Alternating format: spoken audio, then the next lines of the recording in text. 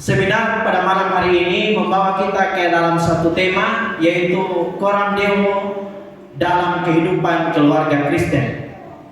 Nanti saya akan jelaskan bagaimana penjelasan daripada tema ini. Kita bersama-sama akan memahami, dan tentunya materi yang saya siapkan tidak terlalu berat bagi kita orang-orang awam, karena saya sederhanakan. Mungkin bisa kembali ke slide awal.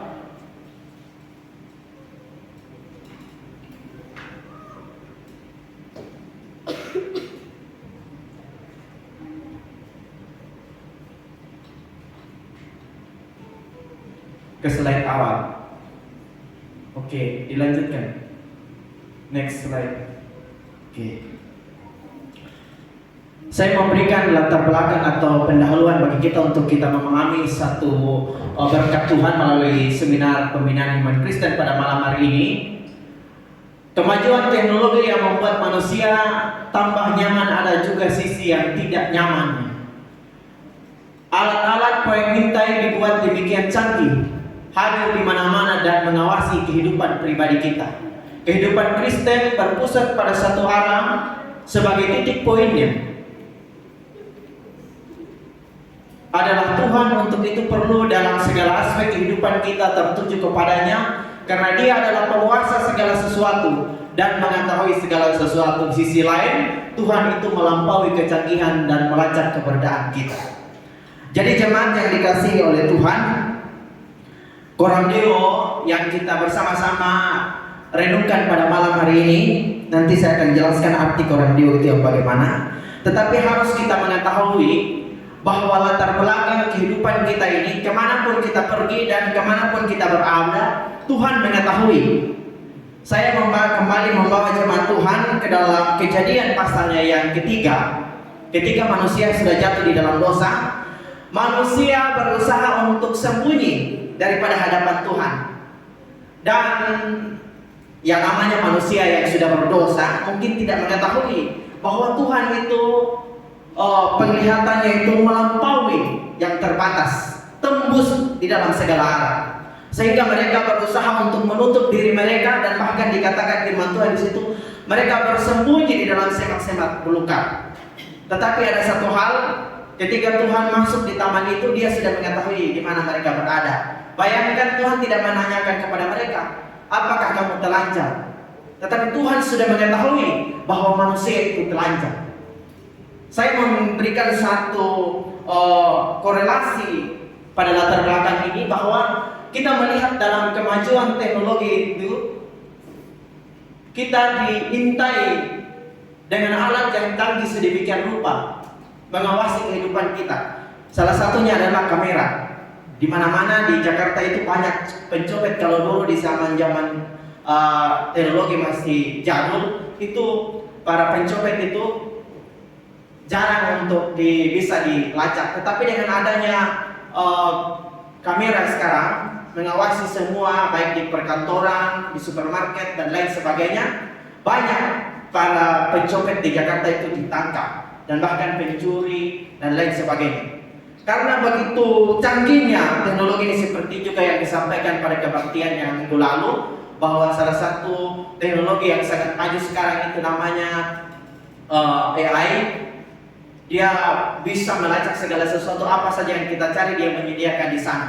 Salah satu kecanggihan teknologi yang begitu seolah-olah tidak terbatas bagi kita manusia. Tetapi jangan lupa Bapak Ibu, dalam segala sesuatu Tuhan melampaui teknologi. Amin. Dia bisa menjangkau hal yang terbatas. Tuhan itu bisa tembus di dalam segala sesuatu. Kita mau sembunyi bagaimanapun, mau di dalam apapun kita berada, Tuhan itu tetap memandang kita dari ketinggian surga. Sehingga dikatakan di sini, di sisi lain Tuhan itu melampaui kecanggihan dan melacak keberadaan kita. Tuhan itu lebih melampaui kecanggihan teknologi, kemajuan peradaban manusia di zaman ini. Next slide. Tentunya untuk pada malam hari ini kita berbicara tentang satu tema yang bagi kita karena anggap asing bagi orang awam, saya mau memberikan suatu batasan untuk kita tidak membias kemana-mana dalam pembicaraan kita. Yang pertama itu kita akan berbicara apa sih itu koram deo. Yang kedua, hubungannya koram deo dengan keluarga Kristen. Dan yang ketiga, apa dampak koram deo bagi keluarga Kristen. Lanjut. Saya memberikan 3 pengertian apa sih yang dimaksud dengan koram deo itu. Jemaat yang dikasihi oleh Tuhan di sini, yang pertama, koram deo berarti di hadapan Tuhan. Kalau kita memperhatikan, tentunya bagi kita orang awam tidak begitu tajam untuk menyelidiki kebenaran firman Tuhan dan bahkan teologi-teologi. Tetapi koram deo ini memang ada dalam teks Alkitab, tetapi bukan dalam terjemahan bahasa Indonesia, tetapi dia dalam bahasa Latin, yaitu yang disebut sebagai Vulgata. Sebelum kita terima terjemahan ini, terjemahan pertama itu namanya Septuaginta. Septuaginta itu di Alexandria, itu terjemahan pertama. Septuaginta diterjemahkan oleh 70 ahli-ahli kitab, dan kemudian ketika kekristenan pada waktu itu diserang di Timur Tengah, pada waktu itu perpustakaan yang ada di Alexandria dibakar, dan terjemahan daripada Septuaginta itu yang pertama sudah tiada saat ini. Tetapi salinannya ada, yaitu yang diterjemahkan dalam bahasa Latin, sekarang tersimpan rapi di perpustakaan di Vatikan. Itu yang menjadi salinan sehingga diterjemahkan di dalam berbagai bahasa, dari bahasa Latin yaitu Alkitab Vulgata, dan kemudian diterjemahkan dalam bahasa Inggris, di dalam bahasa Jerman, sampai di tangan kita hari ini yaitu bahasa Indonesia dan bahkan bahasa Jawa. Koram deo artinya itu berarti di hadapan Allah. Lalu yang kedua, koram deo merupakan ungkapan bahasa Latin yang berasal dari kata kora, yang artinya dalam bahasa sehari-hari tatap muka atau di hadapan mata seseorang. Dan deo itu kata Latin yang mengartikan Tuhan. Jadi koram deo itu berarti di hadapan, tatap mata, seperti hari ini face to face. Saya berhadapan dengan jemaat sekalian itu bertatapan mata, di hadapan, di depan. Lalu deo itu bahasa Latin, sering kita dengar lagunya itu Gloria in excelsis Deo. Deo itu kemuliaan bagi Allah di tempat yang maha tinggi. Lalu yang ketiga, ini menurut seorang ahli yang sangat besar sekali, tentunya sangat berpengaruh dalam gereja yang ada di Amerika, R.C. Sproul. Dia mengatakan seperti ini, makna berbagai konsep inti dari Alkitab. Koram deo adalah hidup di hadirat Allah, di bawah otoritas Allah, dan untuk memuliakan Allah. Boleh kita mengerti 3 hal ini, bahwa sesungguhnya koram deo itu kita sedang hidup di hadapan Tuhan. Tuhan berada di dalam ketinggian surga, dan mata Tuhan itu tertuju dalam setiap perjalanan kehidupan kita. Dia tahu bahwa kita semua hadir di tempat ini. Dia tahu berapa jumlah kita, dan dia mengenal kita secara pribadi masing-masing. Amin.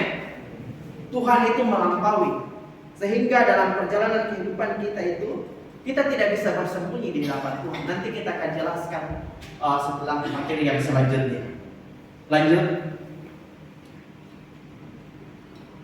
Menyangkut ada 3 hal yang berkaitan sekali dengan koram deo atau di hadapan Tuhan, hidup di hadapan Tuhan. Allah Maha Hadir, Allah Maha Kuasa, dan Allah Maha Tahu.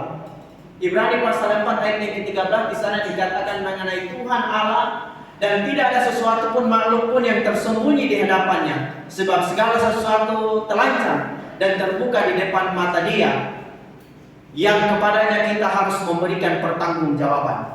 Ini dasar firman Tuhan, bahwa di hadapan Allah tidak ada sesuatu pun yang tersembunyi, yang luput. Untuk itu setiap kita dalam perjalanan kehidupan kita wajib bertanggung jawab di hadapan Tuhan. Artinya membuat kita untuk tidak menjadi umat-umat Tuhan, untuk tidak menjadi anak-anak Tuhan yang sembarangan hidup di hadapan Tuhan. Karena mata Tuhan itu terus tertuju kepada kita, sehingga aspek apapun yang kita lakukan itu akan kita benar-benar lakukan dengan baik, karena Tuhan sedang memandang kita dari ketinggian surga. Lanjut. Mazmur 134 ayat 2 dikatakan, Tuhan engkau mengetahui kalau aku hidup dan kalau aku berdiri. Bayangkan ini saudara-saudara, betapa agungnya Allah kita, betapa dahsyatnya Tuhan yang kita sembah. Dia mengetahui ketika kita duduk dan berdiri, dikatakan di situ. Engkau mengerti pikiranku dari jauh. Tuhan mengerti apa yang kita pikirkan. Berarti Tuhan itu lebih canggih daripada kecanggihan teknologi yang ada di zaman sekarang ini. Kemudian ayat yang ketiga mengatakan, engkau memeriksa hatiku. Berarti dia mengetahui kedalaman hati kita. Lalu yang berikutnya, kalau aku berjalan dan berbalik sejalan-jalanku, kau maklum. Saudara-saudara yang dikasihi oleh Tuhan, kita tidak luput di hadapan Tuhan. Tuhan sedang tertuju kepada setiap umat-umat yang dikasihinya. Untuk itu seluruh tatanan kehidupan kita, ketika kita berpikir, berjalan, dan melakukan segala sesuatu itu ada dalam sepengetahuan Tuhan, ada dalam kemahakuasaan Tuhan, ada di dalam ketidakterbatasan Tuhan, ada dalam kontrol Tuhan. Untuk itu di dalam perjalanan kehidupan kita yang diawasi oleh mata Tuhan, yang melampaui kecanggihan teknologi, bagaimana kita harus hidup di hadapan Tuhan. Itu yang harus kita renungkan bersama-sama pada malam hari ini. Lanjut. Matius pasal yang ke-25 ayat yang ke-12 dikatakan di sana tentang mengenai talenta. Maka kata Tuhan itu kepadanya, baik sekali perbuatan itu, hai hambaku yang baik dan setia. Engkau telah setia dalam perkara kecil, aku akan memberikan kepadamu tanggung jawab dalam perkara yang besar. Masuklah dan turutilah kebahagiaan Tuhan. Saudara-saudara, berbicara di sana satu perikop tentang perumpamaan tentang talenta. Tuhan itu mempercayakan 5 talenta kepada orang, lalu mereka mengelolanya masing-masing. Kadang-kadang dalam pemahaman kita sebagai anak-anak Tuhan dan keluarga Kristen, kita sering mempunyai satu perspektif, oh nggak ada kok yang lihat kita melakukan ini dan itu. Tuhan seolah-olah Tuhan itu pergi untuk menyediakan tempat kepada kita di sorga. Dia tidak mengawasi kita dari sana, tetapi firman Tuhan sudah membuktikan tadi bahwa Dia mengawasi kita dari ketinggian tempat tinggi. Berarti kita tidak luput daripada pengawasan Tuhan. Untuk itu mungkin kepercayaan yang Tuhan berikan kepada kita, berapa talenta, berapa karunia yang Tuhan percayakan kepada kita untuk melayani kita. Berarti ketika kita melakukan itu, kita tidak luput dalam pekerjaan kita di dalam pengawasan Tuhan. Sehingga harus kita setia untuk melakukan kewajiban kita masing-masing. Karena kenapa? Tuhan tidak hanya tuntut suatu saat nanti pertanggungjawaban kepada kita, tetapi sekarang kepercayaan yang Tuhan berikan kepada kita, Dia sedang melihat kita dan mengawasi kita. Bagaimana kita menjalankan itu? Tentunya dengan kejujuran. Nanti kita akan mendapatkan satu pemahaman ketika kita akan berjalan terus untuk memahami tema ini. Selanjutnya, mari jemaat Tuhan, saya ajak untuk kita bersama-sama membuka Kolose pasal 3.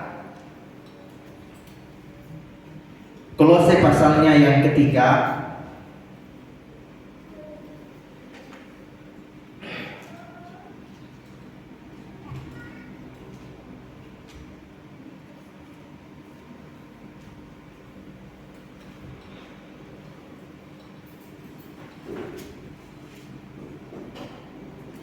Kolose ayat pasal yang ketiga, ayatnya yang ke-17 dan ayatnya yang ke-23.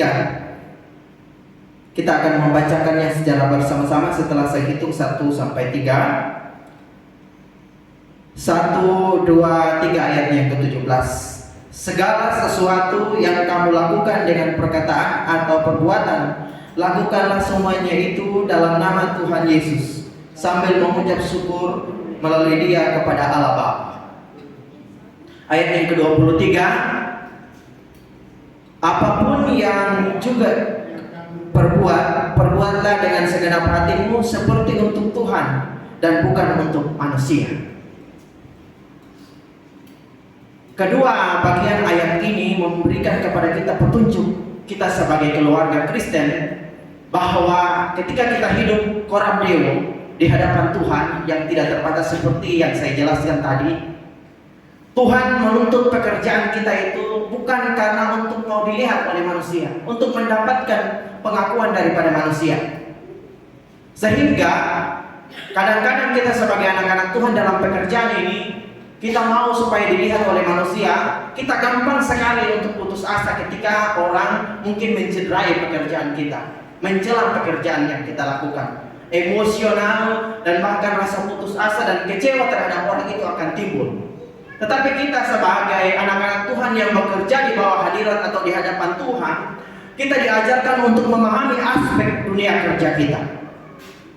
Yang pertama dikatakan dalam ayatnya yang ke-17 di situ, segala sesuatu yang kamu lakukan dengan perkataan atau perbuatan, lakukanlah semuanya itu dalam nama Tuhan Yesus. Berarti kita melakukannya itu dalam nama Tuhan Yesus. Kita memulainya dalam nama Tuhan Yesus. Kita meletakkan pekerjaan kita dalam nama Tuhan Yesus. Jangan kita meletakkan seluruh apa yang kita lakukan itu di atas pengakuan manusia, di atas dasar sesuatu yang tidak berkenan kepada Tuhan. Lakukanlah semuanya itu dalam nama Tuhan Yesus sambil mengucap syukur melalui Dia kepada Allah Bapa. Berarti kalau sesuatu itu di hadirat Tuhan kita lakukan dalam nama Tuhan Yesus, kalau sambil kita mengucap syukur, maka rasa kecewa, rasa putus asa terhadap manusia itu tidak akan timbul dalam kehidupan kita. Mungkin kita melakukan itu karena kita sambil bersukacita, kita lakukan dalam nama Tuhan Yesus Kristus dan kita bersukacita. Lalu dalam ayatnya yang ke-23 dikatakan, apapun juga yang kamu perbuat, perbuatlah dengan segenap hatimu. Berarti bukan setengah-setengah hati, segenap hati. Dikatakan di situ. Seperti untuk Tuhan dan bukan untuk manusia. Untuk Tuhan dan bukan untuk manusia. Jadi punya koneksi dan relasi yang begitu intim ketika kita dengarkan tadi yang disebut sebagai orang Dewa hidup di hadapan Tuhan. Kita ada di dalam hadapan Tuhan dan hadirat Tuhan yang kita tidak bisa luput daripada penglihatan dan pengawasan. Dan ketika kita bekerja, apa yang kita lakukan itu kita dasari atas pengakuan kita kepada Tuhan. Dan apapun yang kita lakukan bukan untuk dilihat oleh manusia, bukan untuk diakui oleh manusia, tetapi apapun yang kita lakukan itu dengan segenap hati kita, bukan untuk manusia tetapi untuk Tuhan. Itu yang harus kita pahami bersama-sama. Sehingga dalam setiap perjalanan dan tatanan kehidupan kerja kita, baik di tengah-tengah keluarga, baik di tengah-tengah pekerjaan, di tengah-tengah gereja Tuhan, dan apapun aspek hidup ketika kita berada, kita menjadi saksi Tuhan yang benar-benar memuliakan nama Tuhan. Amin. Karena benar punya koneksi, artinya kita tidak bisa dibatasi oleh aturan-aturan ini, tapi memang kita anak Tuhan yang mengakui bahwa kita sedang bekerja di hadirat Tuhan. Aturan-aturan tidak akan berlaku apabila kita sudah tanamkan konsep seperti ini dan merupakan satu keunikan kehidupan orang Kristen dan keluarga Kristen yang tidak bisa dimengerti dan dipahami oleh agama manapun dan orang di luar sana. Di luar sana mungkin mereka tertuntut oleh karena aturan setiap malam harus jaga malam, setiap pagi harus masuk jam sekian, mengajar di sekolah, kerja jam sekian. Banyak aturan yang mereka sudah tetapkan. Tetapi kita sebagai anak Tuhan, kita tidak tertuju kepada aturan itu, legalitas terhadap legalitas tersebut. Tetapi kita dituntut dengan satu pedoman kehidupan. Karena kita adalah anak-anak Tuhan yang sedang bekerja di atas hadirat Tuhan kita, yaitu Yesus Kristus. Sehingga seluruh tatanan kehidupan kita, ya kita tidak mungkin manusia mengecewakan dalam pekerjaan kita, tetapi kembali kita mengelus hati kita. Terima kasih Tuhan, aku lakukan ini dengan ucapan syukur, bukan untuk manusia ini, tetapi untuk Engkau. Itu pekerjaan yang memuliakan nama Tuhan dan bahkan tatanan kehidupan keluarga yang memuliakan nama Tuhan. Boleh lanjut di slide berikutnya. Di sini ada konektivitas koram dewa itu dalam kehidupan kita setiap hari secara dekat. Yang pertama itu pekerjaanku, yang kedua pendidikanku, keluargaku dan gerejaku. Punya satu konektivitas, berarti kalau connect berarti seperti wifi. Kalau kita melodingkannya, kita di situ masuk, mungkin semua sudah tahu caranya. Lalu dia tersambung. Itu loh dalam kehidupan hidup kita, hidup di hadapan Tuhan dan tatanan kehidupan dalam keluarga dan pekerjaan kita setiap hari punya konektivitas dengan Tuhan dalam koram dewa ini. Dalam pekerjaan Dalam pekerjaan kita terus memandang Tuhan. Tuhan, aku mau melakukan pekerjaan ini. Seperti kesaksian yang baru kita dengarkan bersama-sama tadi, adalah satu-satu wujud kehidupan Kristen yang mempunyai konektivitas dengan Tuhan. Untuk itu dalam setiap pekerjaan apapun yang kita lakukan, mungkin kita mau menjadi berkat di tengah-tengah kehidupan. Saya beberapa hari yang lalu saya mendengarkan satu kesaksian dari Bapak Eko, menyampaikan satu kesaksian, kalau saya tidak salah mendengar, bahwa dia sering mendoakan orang-orang sakit di rumah sakit, dan bahkan dia dianggap bukan lagi sebagai perawat, tetapi seperti hamba Tuhan adanya di tengah-tengah rumah sakit itu. Saya percaya ini adalah suatu konektivitas. Apa yang sudah diimplementasikan, dipraktekkan dalam kesaksian hidup ini, inilah Coram Deo. Artinya dalam setiap tatanan pekerjaan itu mempunyai konektivitas dengan Tuhan yang tidak terbatas. Baik dalam kehidupan pendidikan, kalau saya sebagai anak sekolah, kalau saya sebagai pemuda yang mempunyai pendidikan mungkin di SMP, SMA, dan lain sebagainya, saya koneksi dengan Tuhan.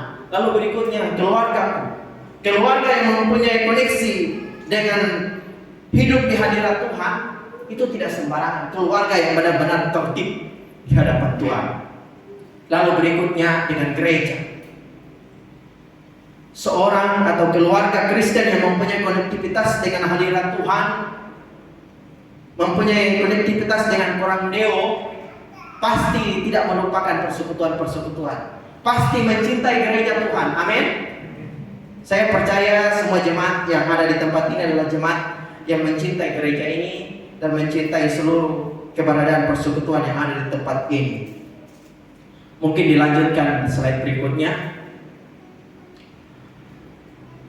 Dampak Coram Deo dalam kehidupan kita. Yang pertama itu kita menjadi umat Tuhan atau keluarga Kristen yang tidak sembarangan untuk hidup. Kita tertib.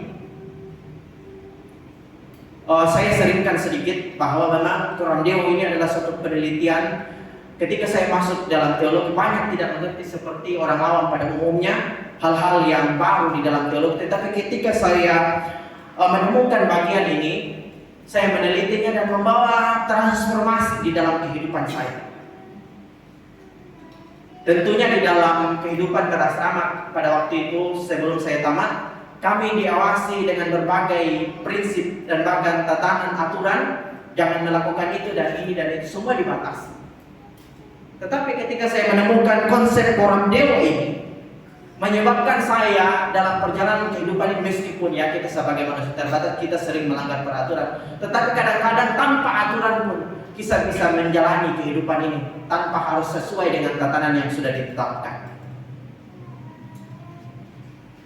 Yang kedua, menjadi keluarga yang bersekutu. Artinya kita kalau memahami karena kita hidup di hadapan keluarga Kristen yang hidup di hadirat Tuhan, di hadapan Tuhan, pasti kita tidak cuek dengan persekutuan-persekutuan. Ada mesbah doa setiap malam, setiap hari. Ada persekutuan membaca kitab suci untuk terus bertumbuh di dalam kebenaran dan takut akan Tuhan. Lalu yang berikutnya adalah kita mempunyai disiplin rohani. Artinya kita menjadi orang yang tidak tergerak dengan aturan. Saya melihat teman-teman saya di asrama, mereka membuat satu aturan jam doa mereka itu ada di supermarket, ada kertas-kertas itu yang berwarna-warni.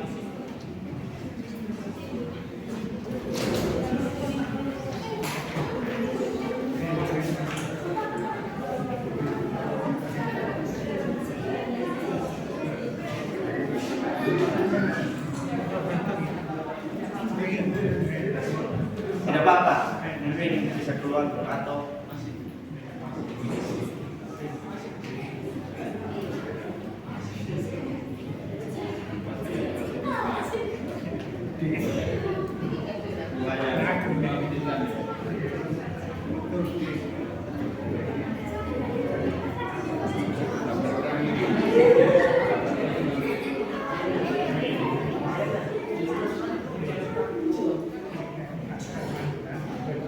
Oke, saya akan lanjutkan. Mungkin mohon maaf tadi saya tidak terasa ada gempa, jadi saya tidak terus berbicara saja, tapi kita percaya bahwa kita ada dalam lindungan Tuhan. Amin. Amin.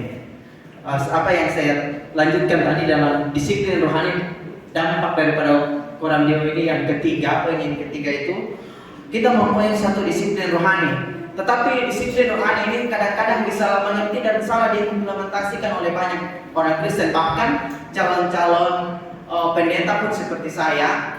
Dalam sekolah teologi, beberapa teman saya di tempat tidur mereka memilih satu kertas yang berwarna-warni di supermarket, lalu mereka tempelkan di dinding mereka. Tulis di situ jam doa, jam sekian, bangun pagi jam sekian. Tidak mengapa kalau kita menuliskan peraturan atau legalisme seperti itu. Bukan dosa juga. Tetapi alangkah lebih baiknya kalau kita memahami hidup di hadirat Tuhan atau Koram Deo itu, kita akan mempunyai satu disiplin rohani yang tidak dipengaruhi oleh sesuatu aturan apapun di luar sana.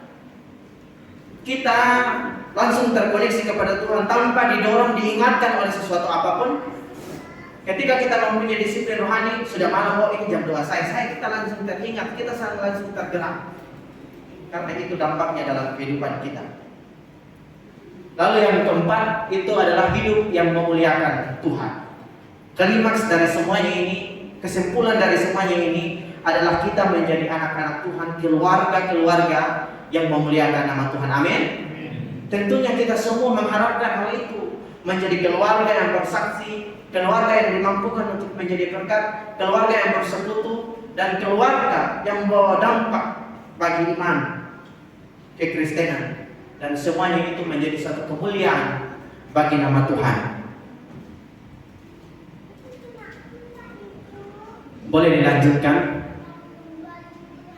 Oke, sudah selesai. Tuhan Yesus memberkati kita. Amin untuk kebenaran firman Tuhan.